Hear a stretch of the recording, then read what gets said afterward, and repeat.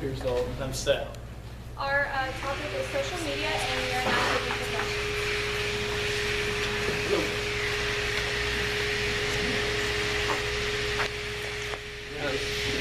Go ahead. You roll it. Can you start by giving us a definition of social media? So our group comes to define social media as a form of electronic communication, such as websites or social networking, microblogging, through which users create an online community to share information, ideas, personal messages, or pictures or videos.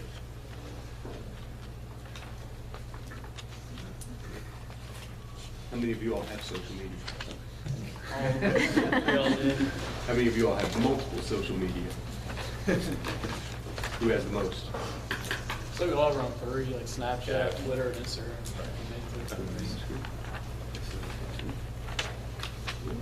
What's your favorite social media? Do you have? So personally, my favorite is Twitter. I probably use Twitter. I would say Instagram. My favorite is Snapchat. I really like Snapchat. What do you like about Snapchat more than the others? I just feel like it's an easy way to communicate with people. It's more personal. Like I don't even really text people that much. I just Snapchat people because you can slide up and like message people. And it's almost like the new texting. So that's why. Out of curiosity, how many people prefer to communicate through a social media platform rather than just going and talking to the person? I'm there for sure. It's a lot easier. It helps stay connected with friends from like other schools too. And through social media, where it's kind of more not as personal per se, but it kind of gives you a different level of detail. You're more in touch with people more often, more frequently. So I think that's kind of a perk of social media. You can stay in contact with friends wherever you are. Like they love Snapchat probably because you get pictures, videos. Pretty cool.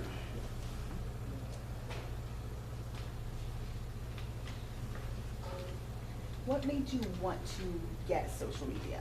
I mean, has it always been around in your lifetime? Were you like waiting until you were old enough to get it? Or like, how did you even get started? I think that social media is just like such a, it's very popular in our time, so I think we were more invested into this topic and we just wanted to know more about the statistics and things like that. I think everyone, like when I was growing up, had it, so I was like, yeah, I get it. And almost like Twitter's like the newspaper, so I mean, I found out a lot of stuff through social media that I wouldn't find out if I didn't have it. So. You believe everything you see on social media? So, and actually 50% of people who have social media don't believe everything that they see. So they see a fact, 57% of them think it's inaccurate in some way. So that's kind of interesting that you found out.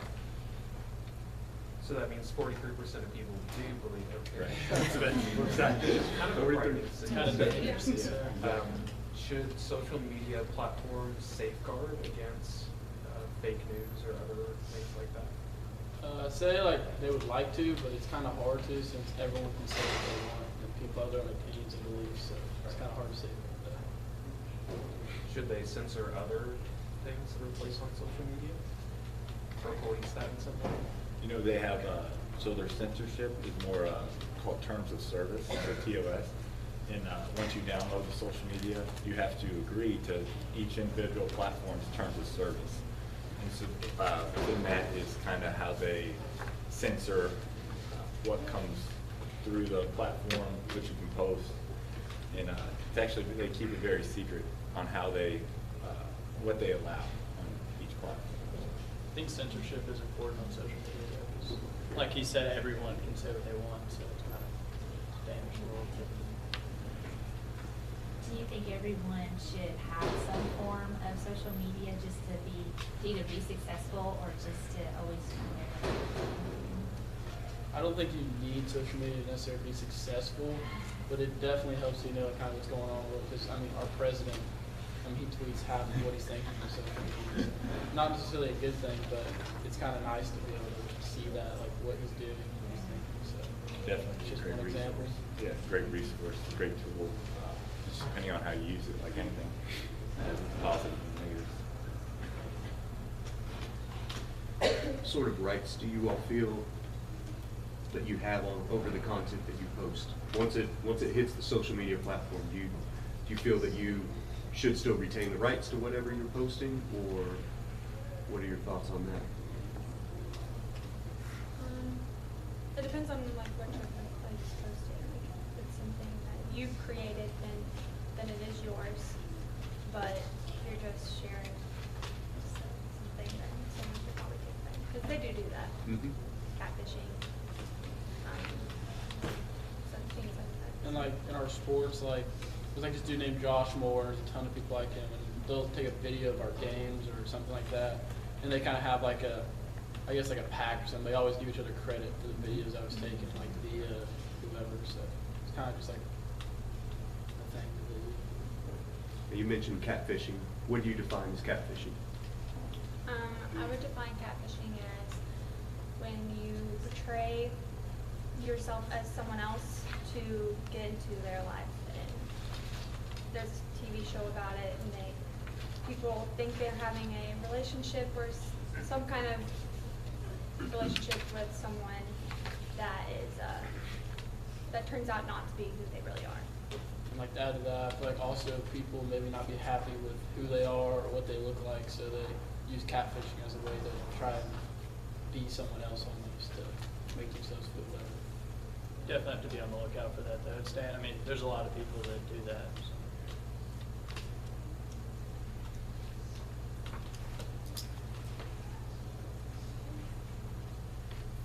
As a parent, would you allow your child to have social media accounts? And if so, like, what do you think is more of the age appropriate or appropriate age for them to start using social media? I know all platforms, so your main ones, Twitter, Snapchat, Instagram, and Twitter, Instagram, Snapchat, Facebook, all set at 13.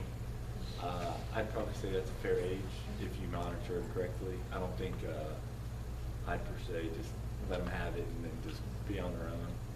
But I think as they get older and older, give them more freedom like anything. I would agree with that. Definitely say monitoring your kids' social media though is a big part of parenting because it's important to see what their interests are and stuff. What age? Sorry, what age should we go around? What age should you guys pursue social media? If you're honest. 14. I was probably more 10. I had older siblings, so I was kind of younger and felt left out. So. I thought you had to be 13 though. How do you get But around that? people lie about their ages.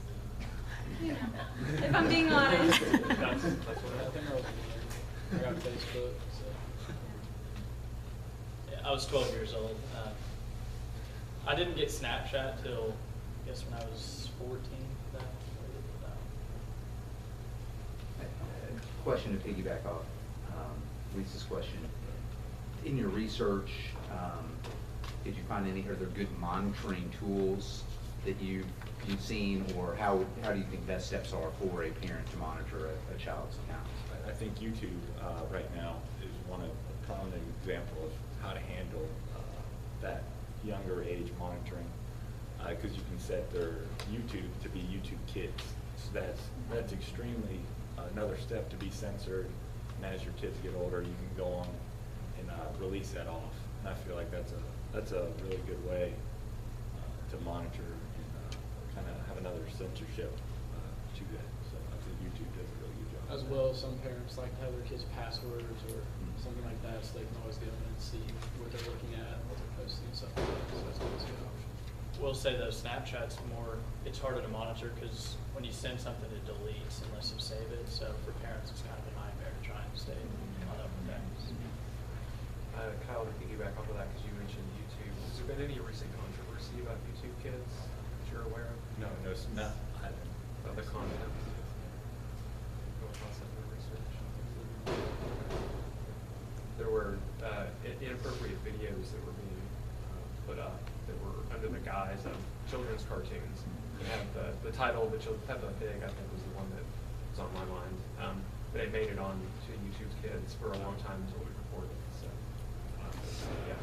That's the thing too, a lot of things that are reported, it's self-reporting. So like for censorship issues, like Pierce posted a picture and I thought it was offensive. It would more than likely be me reporting it to the social media event. them finding it first, if that makes sense. It also takes a lot of people to report it for the social media account to even see it. Take to action. take it down, Yeah. so. That's why even if you're on YouTube Kids, as a parent, I think you still have a responsibility to see. Because there's always been people out there that find a way to get around something, so you always have a responsibility as a parent to get pictures of it. At your age and where you all are personally in your lives, do you consider what you're posting before you post it and the ramifications that Yeah. once it's out there, it's pretty much out there? For sure. Especially, I And mean, it stays out there. I mean, at LCA, you have people that if you post something, they will call you in, confront you about that if it's inappropriate. As well, I mean, if you're trying to get a job, and even college, some colleges, like application, they're gonna, if you're looking for a scholarship or anything like that, they're gonna look for social media, so. With this smaller community here at the school, though, a lot of people talk, it gets around, like, if you posted something bad, so people know. Do you consider your involvement with whichever platform you choose to participate in the most, do you consider that an actual community? As far as how you interact and develop and cultivate the relationships or communicate?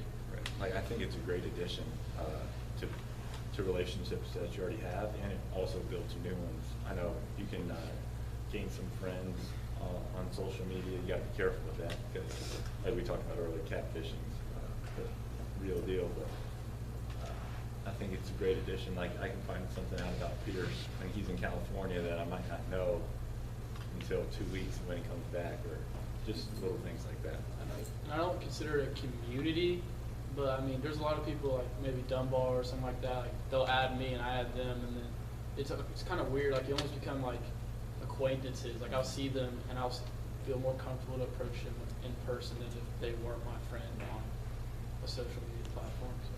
People do create communities through social media, though. I mean, they're taking their social media and making it a livelihood, and people are making six figures off social media.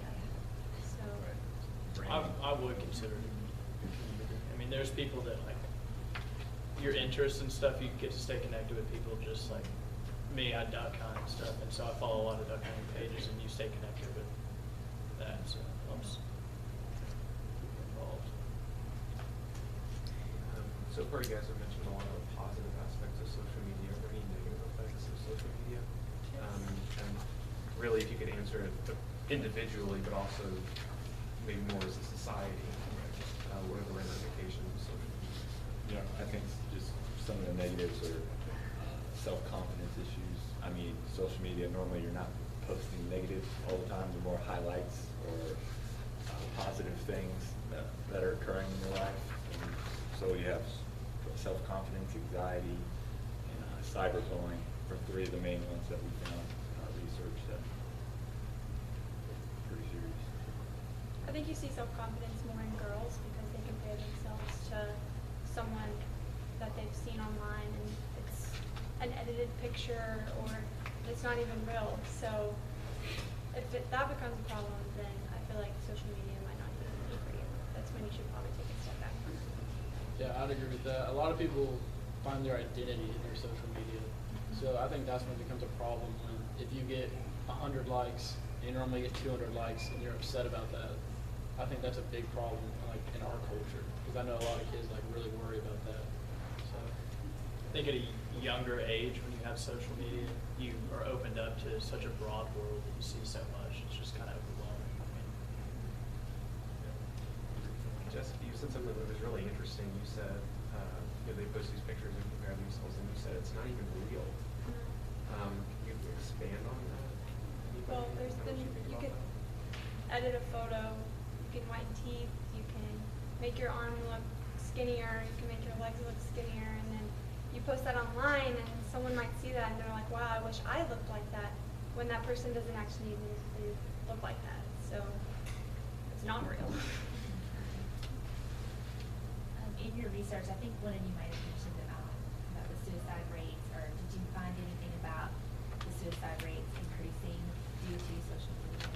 You know, we actually kind of tied that back to the depression aspect of it. So we looked at a study ranging from 55,000 people age range from 19 to 32.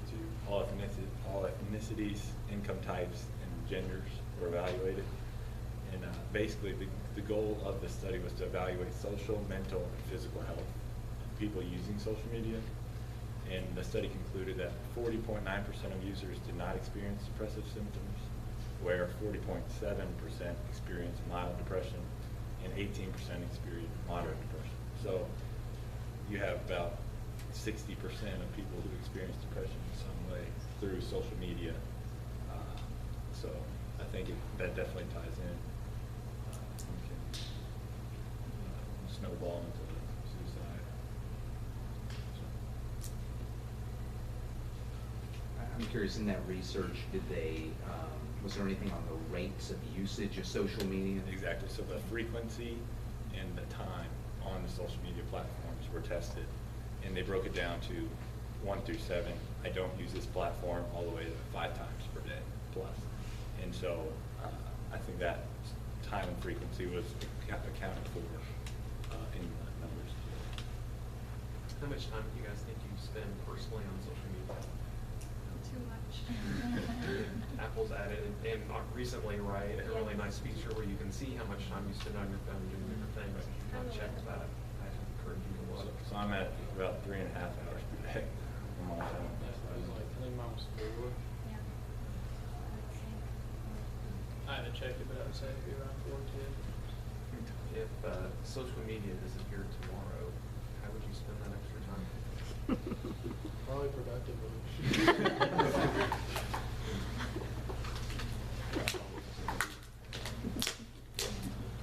Guys, it's slightly different than kind of where we were, but I'm just curious. All these platforms are free, right? Like I don't have to pay anything to sign up for Snapchat or Facebook or whatever. Yet at the same time, these corporations are billion-dollar corporations. Where do they make their money? Ads. The ads are playing a huge part of social media marketing, being able to reach age groups specifically that you may not have been able to reach before on TV or the radio. I think that plays a huge part in their ability to profit. And then you also have in-app purchases, so you can buy certain things within the app itself to expand or enhance your experience. So. That's a really good question. So, Facebook had some privacy issues. A lot of people can collect data on users, find out information about you, and then market to you. Curious your all's thoughts on, on that. Your when it comes to your privacy, learning stuff about you and marketing to you, how you feel about that. Yeah, it's kind of like a personal experience, just like you'll talk about something and then all of a sudden it pops up on your phone. It's kind of creepy. And it kind of makes you think, like, how do they know that I was just talking about that? So personally, I think it's kind of weird that they can do that, so. And then also, it's in the terms of service, so you're agreeing to that social media platform to be able to use your information in ways that you might not know, just pressing I agree. I think it's definitely an effective marketing tool, though. Yeah, I've bought stuff off social media before. Instagram, there's ads, and it caters to what I like, so it's I mean, you have $1 million companies using, they'll tweet something out and they'll get 200,000 retweets, and that's for free. So that'd be $1 million commercial they just got for free on Twitter. You find yourselves doing more product or fashion type research via social media now than other means that used to be more traditional? So you see somebody you follow or a celebrity or sports or something, and they're wearing this shoe or this, that, or the other, and then you go to that page and Definitely, like NBA players, always like, if you follow NBA players, they'll post like Kyrie will post his new shoe or a video of him opening up his new shoe, and that's a commercial for Nike that they didn't have otherwise if social media wasn't there. So it's definitely a huge factor. I use it to shop quite a bit. In your all's research, did you find or just talk about what the best time to post information, news, sales, marketing is? It's very targeted as of the time of day of the week. So Right. did you look at So we looked at more day of the week. We saw Tuesdays was a really good day because people that didn't check their stuff on Monday were looking really hard on Tuesday. And And then also Thursday, really through Sunday, you had about the same activity level